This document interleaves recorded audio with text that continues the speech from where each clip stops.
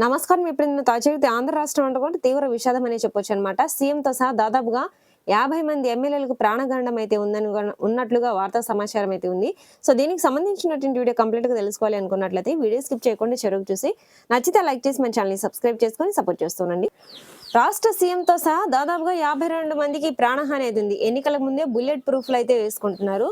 Andhra Pradesh assembly ఎన్నికల వేడి అప్పుడే మొదలైంది. రాజకీయ రణరంగంగా ఉత్తరప్రదేశ్ యొక్క అసెంబ్లీ ఎన్నికల వేడి అప్పుడే మొదలైంది. రాజకీయ రణరంగంగా మారకముందే హోంశాఖ భద్రతా దళాలు అలర్ట్ అయ్యాయి.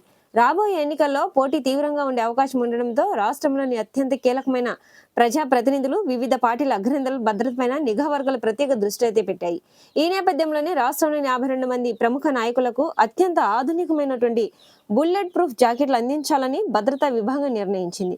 ఈ ప్రత్యేక రక్షణ కవచాలు అందుకుంటున్న వారిలో రాష్ట్ర ముఖ్యమంత్రి అయినటువంటి యోగి ఆదిత్యనాథ్, సమాజ్వాదీ పార్టీ అధినేత అఖిలేష్ యాదవ్, బహుజన్ సమాజ్ పార్టీ అధినేత్రి మాయావతి వంటి అగ్రనేతలు ఉన్నారు. వీరితో పాటుగా ప్రభుత్వంలో కీలక పాత్ర పోషిస్తున్న 11 మంది మంత్రులు కూడా ఉన్నారు. ఈ జాబితాలో సంజయ్ నిషాద్, నందగోపాల్ గుప్తానంది, ఓం ప్రకాష్ రాజ్ బర్లాతో పాటుగా బీజేపీ నేత అపర్ణ యాదవ్ కూడా ఉన్నట్లుగా తెలుస్తుంది.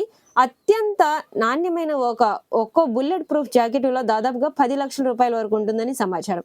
భద్రతా ప్రాధాన్యతలను బట్టి వీటిని 2 విడతల్లో నేతలకైతే పంపిణీ చేశారు. తొలి విడతలో 8 మంది కీలక నేతలకు అందించగా రెండో విడతలో దాదాపుగా 44 మందికి అయితే వీటిని అందజేయడం జరిగింది.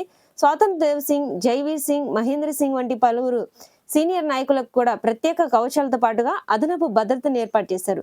మొత్తం మీద రాష్ట్ర వ్యాప్తంగా దాదాపుగా 98 మంది ముఖ్య నేతలకు వివిధ కేటగిరీల కింద భద్రతను అయితే పెంచారు. ఒకవైపు భద్రతా చర్యలు వేగవంతం అవుతుంటే మరోవైపు అధికార బీజేపీ రాజకీయ వ్యూహాలకు పదును పెడుతుంది.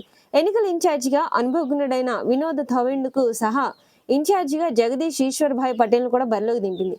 సామాజిక సమీకరణలను సమతుల్యం చేస్తూ బీసీ మైనార్టీ వర్గ నేతలకు పార్టీ పదవుల ప్రాధాన్యం అయితే పెంచుతుంది. క్షేత్రస్థాయిలో ప్రజల అభిప్రాయాలు అలాగే అభ్యర్థుల బలాబలాలు తెలుసుకునేందుకు ఇప్పటికే నియోజకవర్గాల వారీగా అంతర్గత సర్వేలు కూడా ప్రారంభించడం అయితే జరిగింది.